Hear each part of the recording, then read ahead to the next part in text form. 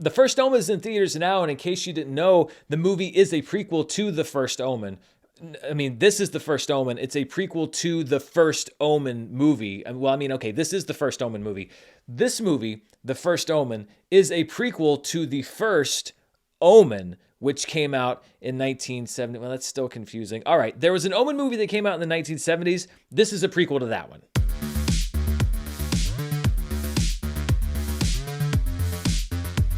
This review is brought to you by Miracle Made. Go to trymiracle.com/Dan and use the code Dan for a special offer. And stay tuned after the review for more info. Hello everybody, I'm Dan Murrell here with my review of The First Omen, which despite its name is the sixth film in the Omen franchise, following the 1976 original and its three sequels and the 2006 remake. And from the movie's title to the way that it's been marketed to the fact that the studio held the reviews to the film until the day before it was released, I think that this is one of the most spectacularly mishandled movies from a major studio that I've seen in a long time. So many other franchises have pooped out movies like this that are absolutely terrible and can't even hold a candle to the original film. And that might explain why the studio has treated it like one of those movies, but it's really not. The First Omen is actually evocative of and feels like a worthy predecessor to Richard Donner's original film. And beyond that, it's a pretty damn good horror movie in its own right. It's so far beyond the cheap phoned-in cash grab that the studio's been indicating that it is, that I have to wonder if anyone in the marketing department actually sat down and watched the movie, because it looks to me as if Fox either didn't know or didn't care what it had on its hands with The First Omen, and neither one of those options is particularly good. To break through the noise, especially with Immaculate also in the marketplace, The First Omen should have been shown to critics several days ago in order to allow advance buzz to build, maybe boost that opening weekend box office, and yet it was treated like an early January forgettable horror movie, and those are things that audiences keep in mind when they're deciding what movies to go see. So hopefully this review, and maybe some of the others which have largely been positive,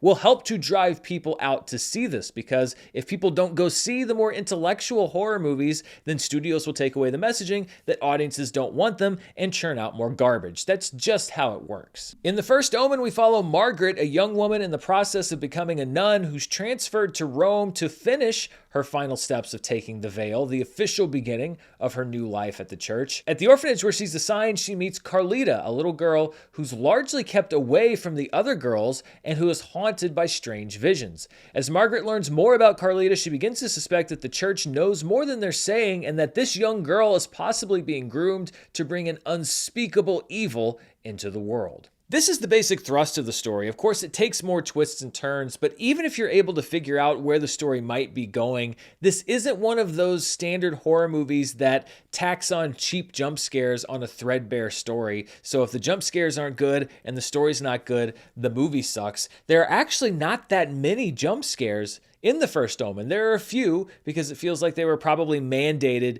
to be in there, but this is one of those horror movies that does what I think horror movies should actually do. It cultivates a creepy atmosphere, and it actually scares you in that spine-chilling way, that hide-your-eyes way that real horror movies should. The First Omen is directed by Arkasha Stevenson in her film debut, and she's now rocketed onto my list of directors to watch. I think she's also a prime example of how widening the pool of talent can help to serve a movie. As you can imagine, in a movie that deals with the potential birth of the Antichrist, birth is a large part of the movie, a large element, a large theme, and there are several scenes of body horror that are among the most disturbing and effective that I've seen in quite some time. Not gratuitous, not graphic, not the kind of stuff that makes me go, oh, why did you put that in a movie? Stuff that actually does work, that pushes that boundary. It goes just far enough, but knows what not to show. And because the act of birth involves women's bodies, I think having a woman in the director's chair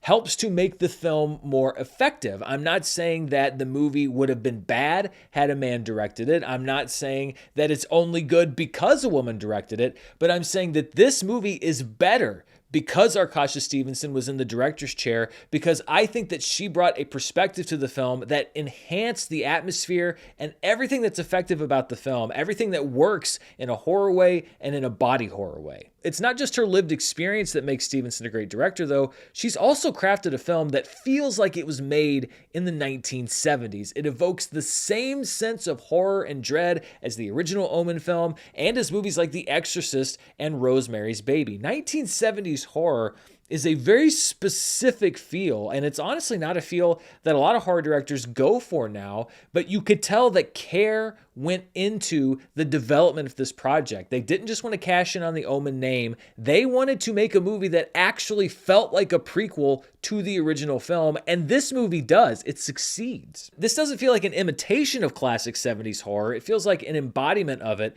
and this is one of the best debut horror films that I can remember in quite some time. A lot of credit also has to go to cinematographer Aaron Morton, the director of photography on Orphan Black, as well as Fede Alvarez's 2013 Evil Dead. He so successfully evokes the spirit of the original Omen that in conjunction with Stevenson's direction, I think that you could watch the two films back to back and not feel as if they'd been made almost 50 years apart. It's all anchored by Nell Tiger Free, perhaps best known as one of the leads in M. Night Shyamalan's Servant on Apple TV+. She delivers an outstanding lead performance as Margaret, who enters the film on the precipice of committing her life to God, but soon finds her faith shaken. But her faith in what? God? Man? The church? Where do those lines blur? How can you lose faith in one but keep faith in the other? This is all stuff that she's dealing with throughout the movie. She's also haunted by her past and present, and as the movie goes on, she's asked to carry more and more of the film. There's one particular scene that, to my mind, at least I see it in my head as being uncut. Maybe there were edits, but it felt like it wasn't cut, where she has to go through several different beats as an actor. And if she'd gotten it wrong, it really could have been a bit disastrous for the movie because it could have been way over the top, way unbelievable at a somewhat crucial point for the film, but she nails it. I believed what she was doing, even though some of the stuff that was happening was pretty extreme. This was not somebody who I was familiar with at all before the movie, but I will certainly be looking out to see what her next movie is. The most famous members of the cast are Bill Nighy as Margaret's trusted ally, Cardinal Lawrence, and Ralph Ineson as Father Brennan, seeking allies in his investigation into the Antichrist. But don't mistake this cast's lack of name recognition for lack of talent, because every single performance in this movie, in a genre where performance is not always valued, is top-notch. I was really kind of floored by the first Omen. I've said many times before that even if I have expectations for a movie's quality, I don't project them onto the screen along with the movie. I take each movie on its own terms, but I was also aware walking in that the sheer odds of this movie being good were pretty long given the history of movies like this. But the first Omen is a really, really solid horror film. Even if you've never seen an Omen movie, the first Omen is well worth your time. It's not required. You could actually, like I said, just go watch the first one after this one. Now, the flip side to this not being a big jump scare fest is that it does invest a lot of time in atmosphere building. It's a movie that's about 2 hours long, and it does take its time to build that dread, to build that sense of horror. So if that's not the kind of horror movie you like, or maybe the kind of horror movie that you're not expecting, then you may want to adjust those expectations. I'm going to be interested to see what a general audience thinks of this film, because I think that there are going to be a lot of people that walk in expecting what you usually get out of a horror movie these days, and I don't know how they're going to react to that. It takes some time to get to the true horror at the movie's core, but that road is filled with sequences and imagery that I'm going to remember for a long time, an evocative atmosphere, good performances, and legitimate scary moments. The first Omen easily falls into the it's good range. If other cash grab films have jaded you on movies like the first Omen, I implore you to give this one a shot. If only every decades later prequel or sequel to these horror movies was as good as this one. I mean, really kind of shame on Disney and Fox for making you think that this is just another one of those movies. I think the first Omen is actually pretty special, especially in that subcategory of prequels to existing franchises. And I think it's going to surprise a lot of people if they make it to the theater. So those are my thoughts on the first Omen. What do you think? Are you going to give it a shot this weekend? Let me know down in the comments below. And before we go, I'm going to thank the sponsor for this video, Miracle Made. We're transitioning from winter to spring, which for me means that I have to to relearn my whole sleep routine. Some nights it's warm, some nights it's cold, and for a hot sleeper like me, that can equal lots of tossing and turning. But this year, the transition has been a lot easier with Miracle Made. Miracle Made sheets are designed to keep your body temperature right where you need it to be, helping you sleep no matter what season it is. Their silver-infused fabric also prevents up to 99.7% of bacterial growth, and they're incredibly comfortable without the high price tag of other luxury brands. These sheets aren't about function over comfort. Miracle Made sheets are some of the most comfortable that I've ever had, and I have noticed a difference with a lot less waking up sweating or with one leg dangling over the edge of the bed. And Miracle Made sheets are self-cleaning and could require up to 3 times less laundry.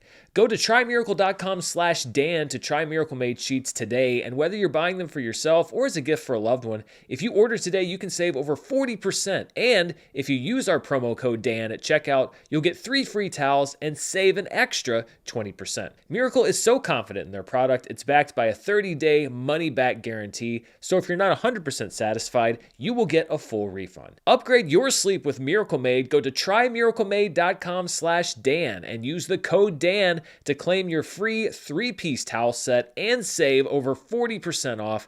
Again, that's trymiracle.com/Dan to treat yourself. Thanks to Miracle Made for sponsoring this episode.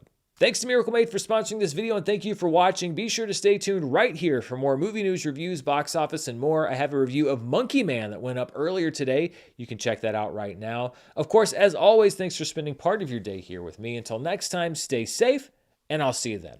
Bye.